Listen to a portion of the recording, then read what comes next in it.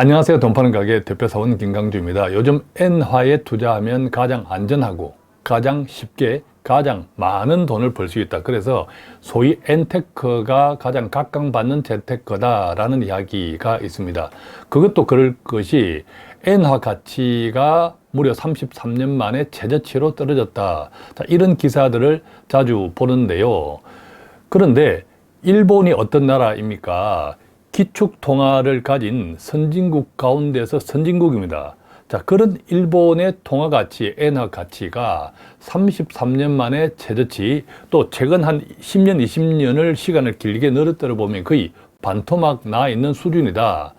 그러다 보니까 지금 엔화, 즉 일본이라는 나라에 투자하는 거죠. 엔화에 투자한다는 것은 선진국 중에 선진국인데 엔화 가치가 바닥났어. 그러면 지금 엔화를 사두면 당연히 안전하고 쉽고 많은 돈을 벌 수 있을 거다. 자, 이런 이야기는 일리는 있습니다. 자, 그래서 지금 엔화에 투자해도 되나요? 이런 질문들을 요즘 저도 자주 받고 있는데, 그렇다면 정말 지금 엔화에 투자해도 될까요? 그래서 가장 각광받고 있다는 최근에 엔테크에 대해서 제 생각을 좀 말씀드리고, 지금 엔화 투자해도 될까? 자, 이렇게 고민하시는 분들이 어떤 것들을 동시에 생각해 봐야 하는지도 말씀드리도록 하겠습니다. 자, 그런데요, 까딱하면 저는 이것을 엔화의 습격이다라고 표현하는데, 만약에 엔화 가치가 많이 올라가려면, 즉 엔달러 환율이 엔이 많이 올라가려면 가장 직접적이고 결정적으로는 일본 금리가 오르는 것이 가장 빠르거든요. 그런데 전 세계에 일본이 해외 투자한 자산이 무려 4천조 원 이상이라고 합니다. 또 지금 전 세계 1년, 2년에서 미국을 비롯해서 한국도 마찬가지고 대부분의 국가들은 금리를 올렸잖아요. 그런데 일본은 금리를 올리지 못하는 유일한 국가죠. 자, 그러다 보니 일본 돈이 지금 가장 싸요. 싸기 때문에 소위 엔캐리, 즉 일본 자금의 이동을 뜻하는 엔캐리가 일본에서부터 다른 나라로 계속 다른 나라들이 빌려가는 거죠. 가장 싸니까 엄청 빠져나갔습니다. 자, 그런데 만약에 일본 금리가 오르면 어떤 현상이 생길까요? 일본 돈, 빠져나갔던 일본 돈이 다시 일본으로 돌아옵니다. 자, 그렇게 되면 지금 전 세계 금융시장의 가뜩이나 긴축 상태인데, 물론 이제 뭐 금리 인상은 끝났다라는 말도 있지만 어쨌든 지금 고금리가 상당한 기간 동안 유지될 거다, 이런 이야기도 동시에 있잖아요. 자, 그런데 가장 값싼 일본 돈이 갑자기 회수되기 시작하면 전 세계 금융시장은 아주 난리가 날 수 있다라는 거죠. 자, 그래서 이것은 이제 엔화의 습격이다. 즉 일본 돈이 오르기 위해서는 가장 직접적으로는 일본의 금리가 올라야 되는데, 물론 일본의 기준금리는 지금도 마이너스 금리이지만 시중금리, 즉 10년물 국채 금리는 지난해보다 많이 오르고 있습니다. 자, 그런 것들이 지금 우리가 엔달러 투자에, 엔테크에 어떻게 영향을 미칠지, 그래서 가장 안전하고 가장 쉽고 가장 큰 돈을 벌 수 있다는 엔테크는 어떤 고민을 해야 되는지, 그렇다면 또 다른 대안들은 없는지, 그런 것들을 종합적으로 함께 나누어 보겠습니다. 자, 우선 일본 중앙은행의 기준금리, 자, 지금 현재도 마이너스 0.1입니다. 그러니까 지금도 마이너스 금리라는 거죠. 자, 그런데 이 일본의 금리가, 마이너스 금리가 세계에서 시장에서 미치는 영향력, 글로벌 금융시장에 미치는 영향력은 매우 높습니다. 왜? 기축통화라는 것과 지금 현재 상대적으로 일본 돈이 가장 싸기 때문에 일본 자금의 이동이 가장 활발하다. 이런 것들을 생각할 때 지금 현재 일본 엔화의 영향력은 매우 크다는 거죠. 그렇기 때문에 달리 생각하면 엔테크도 상당히 유리할 수 있다, 매력적일 수 있다, 이런 생각도 가능하다는 겁니다. 일단 전제는. 자, 그런데 일본은 그 기준금리를 못 올리니까. 왜 못 올리죠? 우리가 잘 알고 있는 것처럼 일본 국가부채가 엄청나잖아요. 그래서 일본 국가부채가 엄청나기 때문에 금리를 올리는 것 자체가 일본의 재정 부담, 일본 정부의 재정 부담을 엄청나게 초래하기 때문이죠. 자, 그 대신에 시중금리, 주로 이제 10년물 장기 국채 금리로 조절하고 있는 수준인데, 오늘은 조금 내렸습니다만 어제 11월 8일 수요일 기준으로 일본 10년물 장기 국채 금리가 장중 0.865%를 찍고 내려왔습니다. 자, 일본의 장기 국채 금리 10년물은 지난해까지만 해도 0.5% 이하에서 조절을 하고 있었습니다. 일본 정부가 의도적으로. 왜? 시중금리가 오르면 가뜩이나 부실한 일본 경제, 왜냐하면 지난 20년, 30년 동안 소위 잃어버린 경제라고 해서 상당하게 일본 경제 체력이 떨어지고 있거든요. 자, 그런 것에 이제 나쁜 영향을 주므로 0.5% 이상 되지 않도록 관리하고 있다가 지난해 후반부터, 지난해 한 가을 이후부터는 0.5 이상을 열어두는 어느 정도 기준금리를 대신해서 시중금리를 가지고 금리 정책을 조절하는 이제 그런 쪽으로 조금 이제 문을 열었죠. 덕분에 0.865 거의 뭐 1%를 바라보고 있는 거죠. 물론 최근에 일본 재무상이 1% 이상을 초과하는 것은 조절하겠다. 자, 이런 이야기도 했습니다. 덕분에 일본 장기 국채 금리가 조금 안정된 경향도 있는데, 그러나 자, 근본적으로는 왜 이런 현상이 생겼을까? 일본은 알다시피 금리, 특히 기준금리를 못 올리는 나라죠. 왜 그렇습니까? 우리가 알고 있는 것처럼 일본의 국가부채가 엄청나고 전 세계에서 GDP 대비 가장 높은 국가가 바로 일본입니다. 지난 2021년 자료를 기준으로 보면 일본 국가부채 GDP 대비 비율은 무려 260%가 넘는데, 이게 2021년 자료든 2022년 지난해 자료든 심지어 올해 자료든 별 의미가 없습니다. 이 정도 부채 수준을 조절한다는 것 결코 이제 불가능하기 때문이죠. 결과적으로 일본은 한 해 예산에서 한 5분의 1 정도를 국가 부채의 원리금을 상환하기 위해서 쓰고 있다.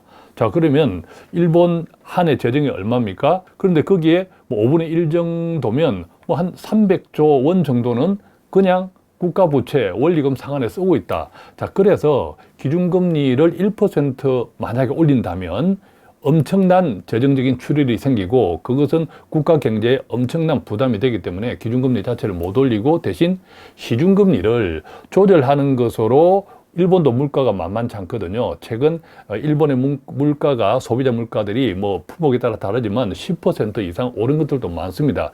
자, 그러니까 일본 국민들이 아우성을 치고 있는 거죠. 월급은 지금 제대로 올리지 못합니다. 기업들의 체력이 아직 여의치 않거든요. 그러다 보니까 물가는 오르고, 어쨌든 그 물가 오름세를 방어하기 위해서 기준금리를 못 올리니까 장기 국채 금리를 숨통을 조금 틔워주는 것으로 조절하고 있는, 자, 그런 것이 바로 지금 일본의 행편이다라는 거죠. 자, 그렇다면 지금 현재 N달러 환율은 어떻게 될까? 지금 1달러 150엔 정도 됩니다. 이 1달러 150엔 정도는 지난 10년 동안의 그래프 추세를 보면 무려 한 50% 가까이 폭락한 것이고, 이것을 20년, 30년 장기적으로 또 펼쳐보면 거의 뭐 반토막 수준이다, 이렇게 생각해도 과언이 아닐 정도인 거죠. 자, 그렇다 보니까 일본이라는 선진국 중에 선진국, 기축통화를 가졌으니까, 자, 이런 나라의 통화 가치가 엄청나게 떨어졌다. 그래서 지금은 가장 안전하고 가장 쉽고 가장 큰 돈을 벌 수 있는 재테크가 바로 N테크다. 자, 이런 말이 있는 거죠. 자, 그렇다면 궁극적으로 일본의 의지가 중요하죠. 과연 일본이 N저를 언제까지 용인할 수 있을 것인지, 또 지금 일본의 N저가 일본 경제에 구체적으로 어떤 영향을 끼치고 있는지, 이런 것들을 좀 살펴보아야겠죠. 자, 그것을 크게 두 가지로 봅니다. 좋은 N저, 나쁜 N저, 일본 국가 측면에서입니다. 자, 좋은 N저, 나쁜 N저, 이것을 이제 항목별로 보면 물가에 미치는 영향, 임금에 미치는 영향을 보면 N저가 되면 물가는 오름세가 유지되겠죠. 왜냐하면 수입 물가가 비싸지기 때문에. 자, 그러면 덩달아서 임금도 올려야 되는데, 앞서 말씀드렸듯이 일본 기업들이 임금을 쉽게 올릴 수 있는 체력이 아니에요. 자, 그러다 보니까 임금은 더디 올려, 또 못 올려. 그런데 물가는 올라. 그 탐바구니에서 일본 국민들이 굉장히 지금 고생하고 있는 거죠. 자, 그렇기 때문에 물가를 좀 잡아야 된다는 측면에서는 현재 물가 임금을 종합적으로 생각하면 일본 경제는 이것은 나쁜 엔저다, 이렇게 이제 이해할 수 있겠고, 단순하게 이제 기업이익 측면에서 보면 이것은 좋은 엔저다. 이제 일본 기업들이 주로 이제 수출 기업들이 많고, 특히 올해는 자동차 수출이 굉장히 좋았습니다. 일본이. 자, 그 덕분에 올해는 지난해와 달리 무역 수지, 경상 수지가 지난해보다는 많이 개선되었습니다. 일본이. 자, 그런 측면에서 보면 기업 이익 측면에서 보면 좋은 엔저다. 그런데 일본의 기업 체력도 과거에 비해서는 많이 떨어졌습니다. 예컨대 기계 장비 이런 쪽에 강점이 있죠. 그래서 로봇 같은 경우에는 전 세계 1등입니다. 근데 로봇이 아니라 뭐 LOT 예컨대 IT 기술이라든지 또 소프트웨어 또 서비스 이런 쪽들은 일본은 많이 처져 있거든요. 그래서 종합적으로 보면 과거에 비해서 엔저가 일본 기업의 이익에 영향을 미치는 것은 과거에 비해서 덜합니다만, 그래도 결과적으로는 좋은 영향을 주죠. 이 부분은 좋은 엔저다. 자, 그 다음에 이제 정부 차원에서 보면 무역수지, 재정수지는 지난해, 그러니까 2022년에는 엄청 어려웠습니다. 엔저 때문에 어려웠습니다. 왜냐하면 수입 물가는 비싸졌죠. 또 지난해 러시아, 우크라이나 전쟁 등등으로 인해서 수입 물가는 굉장히 비싸졌고, 또 엔저로 인해서. 자, 그 덕분에 무역 수지든 재정 수지든 지난해 좋지 않았습니다. 또 경제도 좋지 않았죠. 글로벌 경제. 근데 올해는 지난해에 비해서는 많이 나아졌습니다. 물론 아직도 적자, 때로는 뭐 월간 기준으로 흑자도 보이고 있습니다만, 지난해보다는 많이 나아졌지만, 전반적으로는 무역 수지, 재정 수지에 미치는 영향을 큰 틀에서 보면 좋은 엔저다라고 보기는 조금 의문이 든다. 그래서 이것은 한 중립 엔저다. 좋지도 않고 나쁘지도 않은 중립 엔저다. 자, 이렇게 이해할 수 있겠고. 자, 이것을 연도별로 이제 종합해 보면 2022년 지난해는 엔저가 일본 경제, 일본 정부에 굉장히 압박을 주었습니다. 그래서 나쁜 엔저였다.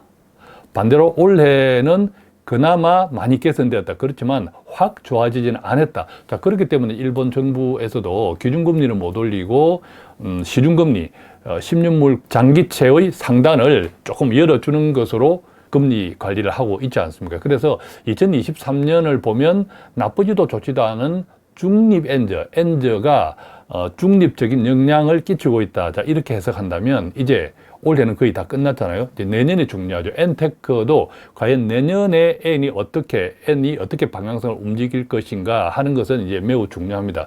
앞서 말씀드렸듯이 일본은 엔저에 대해서 어느 정도 지금 한계에 봉착해 있습니다. 한계에 봉착해 있기 때문에 일본 은행의 장기 국채 금리를 연 1%까지 허용하겠다. 이렇게 상승폭을 열어 놓음으로써 엔저를 약간 벗어나야 된다. 이런 욕구들이 일본 정부 경제에서도 상당하게 많이 있는 현실이죠. 자, 이런 것들은 어쨌든 N 방향성, N화 가치를 상승시키는데, 즉 만약에 N테크를 한다면 N테크를 통해서 이익을 볼 수 있는 그런 경향인 것은 맞는 거죠. 자, 그런데 이것을 이제 냉정하게 조금 더 구체적으로 보면 이렇습니다. 만약 일본이 금리를 올린다면 어떤 현상이 생길까요? 당연히 N 달러 하락, 즉 N 광세가 되고 N 환차익을 얻을 수 있겠죠. 그런데 앞서 제가 시작할 때 말씀드렸지만 일본이 금리를 올린다면 일본의 문제가 아니라 전 세계 금융시장에 상당한 영향을 끼칩니다. 어떤 영향? 나쁜 영향, 좋은 영향, 나쁜 영향. 자, 그렇다면 앞서 말씀드린 대로 전 세계의 4천조 원의 일본의 해외 자산 투자, 이것이 N 캐리 영향 이까지 동반된다면 전 세계 글로벌 금융시장이 굉장히 불안해지면 어떤 현상이 생깁니까?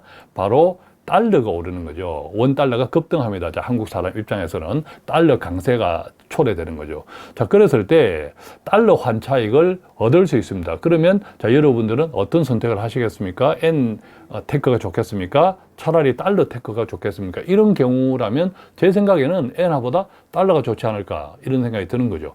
자, 반대의 경향을 보겠습니다. 금리를 못 올릴 것이야. 저는 여기에 한 표를 줍니다. 기준금리를 쉽게 못 올릴 것이야. 그래서 계속 시중금리, 즉 10년물 국고채 금리로 조정하고 있지 않습니까?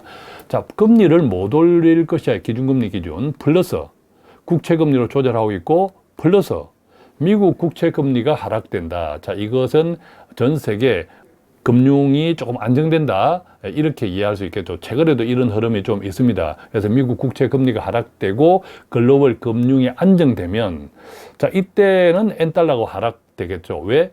N은 그대로 있는데 달러 가치가 하락함으로써 상대적으로 N 가치가 올라가는 거죠. 이때는 N 환차익을 얻을 수 있겠죠. 자, 반면 달러를 내가 가지고 있다면 원달러 하락이 되면서 달러는 환차 손해이 생길 수 있습니다. 왜? N이 오른 것도 달러 가치가 떨어졌기 때문이기 때문에. 그런데 원화 입장에서 달러 가치가 떨어지면 원달러가 하락하죠. 그래서 달러 환차손을 생길 수 있습니다. 달러를 가지고 있는 사람 입장에서. 자, 그래서 이렇게 보면 일본이 금리를 못 올릴 것이야, 대신에 달러 가치가 떨어져서 상대적으로 엔화가 오를 것이야. 그러면 달러 가치가 떨어진다는 것은 한국 사람 입장에서 달러를 가지고 있으면 달러 환초선이 생기니까 이때는 달러보다는 엔화가 좋겠죠. 저도 이제 심정적으로는 일본보다는 이번의 가능성이 일단 크다라고 심정적으로 생각을 합니다. 제 개인 생각입니다. 자, 그런데 이것을 이제 정리해 보겠습니다. 만약에 지금 엔화에 투자해도 된다고요 할 때 엔달러 환율, 앞으로 엔달러 환율 방향의 핵심 변수는요, 엔화가 아니라 달러입니다. 즉 엔화가 오른다라고 할 때는 절대적으로는 일본 금리잖아요. 그런데 일본 금리, 기준금리는 오르기 힘들다. 그래서 시중금리, 10년물 국고채 금리로 조절을 하겠다 할 때는 어느 정도 한계는 있는 거죠.